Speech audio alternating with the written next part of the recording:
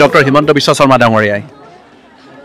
অসমত ইতিমধ্যে 10,000 যি মডেল অংগনবাড়ী চেণ্টাৰ বনোৱাৰ তেওঁ সিদ্ধান্ত গ্ৰহণ কৰিছিলে সেইটো ইতিমধ্যে ইমপ্লিমেণ্ট কৰিছে পলাকবাৰী সমষ্টিত ইতিমধ্যে আমি যথেষ্টখিনি আমি anganwadi centre model anganwadi centre কৰিবলৈ সক্ষম হৈছোঁ যাৰ ফলত নেকি পলাকবাৰী সমষ্টি আমি যোৱা বছৰ A++ আমি পাইছিলোঁ 5টা সমষ্টিয়ে A++ পাইছিলে আৰু এইবাৰৰ যথেষ্ট সংখ্যক কাম আমাৰ মডেল অংগনবাড়ীৰ কাম আমাৰ পলাকবাৰী সমষ্টিত চলি আছে আজি আমাৰ 233 নম্বৰ আমতলা কৈবৰ্তপাৰা অংগনবাড়ী চেণ্টাৰটো আমি শুভোদ্বোধন কৰি এইমাত্ৰ আৰু আমি আশা কৰিছোঁ যাতে আমাৰ অভিভাৱকসকলক আহ্বান জনাম যেহেতু নতুন শিক্ষা নীতি মতে এতিয়া মডেল অংগনবাড়ী চেণ্টাৰত পঢ়াটো অংগনবাড়ী চেণ্টাৰসমূহত পঢ়াটো মেণ্ডেটৰী ক্লাছ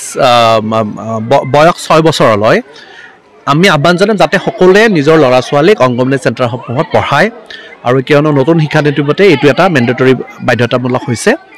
মই আশা কৰিম যে যিবিলাক অংগনবাড়ী চেণ্টাৰ নতুনকৈ বনোৱা হৈছে মডেল অংগনবাড়ী চেণ্টাৰ সেইবিলাক চোৱা চিতাৰ দায়িত্ব অকল আমাৰ ছ'চিয়েল ৱেলফেয়াৰ ডিপাৰ্টমেণ্টৰ নহয় তাৰে স্থানীয় ৰাইজৰো হয়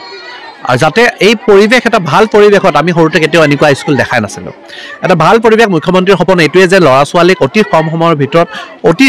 সৰুতে তেওঁলোকে এটা ভাল পৰিৱেশ দি তেওঁলোকে যাতে এটা ভাল চিন্তাধাৰাৰে আগবাঢ়িব পাৰে সেইটোৱে তেওঁৰ প্ৰধান লক্ষ্য আৰু সেইটো কাৰণে পৰিষ্কাৰ পৰিচ্ছন্ন যি আছে সেইখিনি আমি স্থানীয় ব্যক্তিসকলে আমি চোৱা চিতা কৰিব লাগে